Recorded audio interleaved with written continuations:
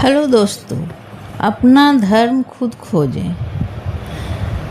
जानते हैं किस तरह से, कैसे? भगवान महावीर ने धर्म की परिभाषा सरलता से की है। वस्तुओं का स्वभाव ही उनका धर्म है। अस्तित्व में हर वस्तु का एक निजी स्वभाव है, उसी को उसका धर्म कहते हैं। जैसे नीचे बहना पानी का स्वभाव है, ऊपर उठना ज्योति का। भाप हमेशा आकाश में विलीन होती है और शरीर का स्वभाव है धीरे धीरे मरते जाना। स्वभाव वह है जो अनुकूल आ जाए तो प्रीतिकर लगे, जो अच्छी लगे, जिसके पास आते ही आप खुश हो जाते हैं, जिसके पास होते ही आपकी ही सुगंध आपको घेर लेती है। स्वभाव प्रयास से नहीं मिलता। पहले से ही अपने स्वभाव के अनुकूल चलेंगे तो सहज मिल जाएगा। मुश्किल इसलिए मालूम पड़ता है क्योंकि लोग अपने स्वभाव से दूर चले गए हैं, बड़े नकली हो गए हैं। जैन फकीर कहते हैं, अप्रयास से जो सध जाए वही सत्य है। प्रयास से जो सधे, जो कोशिश करने से सधे, उसमें कहीं कुछ गड़बड़ है। ओशो बहुत सुंदरता से समझाते हैं, कली को फूल बनने में कोई अड़चन आती है? कली को खींच खींच कर फूल बनाना पड़ता है। पौधे को ज़मीन से खींच खींच कर बाहर निकालते हैं, वे अपने आप बढ़े चले जाते हैं।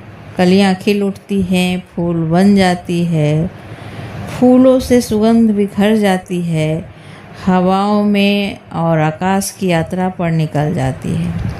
सब चुपचाप होता चला जाता है। ऐसा ही आदमी भी है, पर आदमी की अड़चन यह है कि आदमी के पास सोच विचार का यंत्र है, उससे अड़चन खड़ी होती है। आप किसी गुलाब के पौधे को सोच विचार का यंत्र दे दो, बस मुश्किल हो जाएगी। फिर तो गुलाब मुश्किल में पड़ा, क्योंकि तब वह सोचेगा कितना बड़ा फूल चाहिए।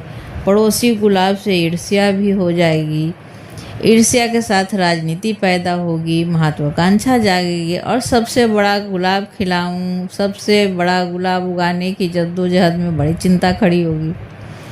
रात तनाव में रहेगा, नींद नहीं आएगी, दिन भर उदास रहेगा, गणित बिठाएगा, कैसे बड़ा हो जाऊं। डर यह है, इस सब चिंता में जो ऊर्जा नष्ट होगी उससे वह भी न हो पाएगा जो हो सकता था। मनुष्य पूरे अस्तित्व में सबसे बुद्धिमान प्राणी है, तो वह अपने स्वभाव में क्यों नहीं जी सकता? क्यों इतनी तकलीफ में जी रहा है? दरअसल बुद्धि का दुरुपयोग हो रहा है। यदि सदुपयोग हो तो बुद्धि आपसे सहयोग करेगी। आप जैन घर में पैदा हो गए, अब आपकी बुद्धि कहती है आप जैन हैं, या जिस भी धर्म में पैदा हुए वहीं आप हैं। धर्म एक रहस्य है, वह बहुत पुराना है लेकिन बहुत नया भी, क्योंकि हर एक को अपना धर्म खुद खोजना पड़ता है। एक फूल के खिलने से सारे फूल तो नहीं खिल जाते, हर फूल को अलग से खिलना पड़ता है।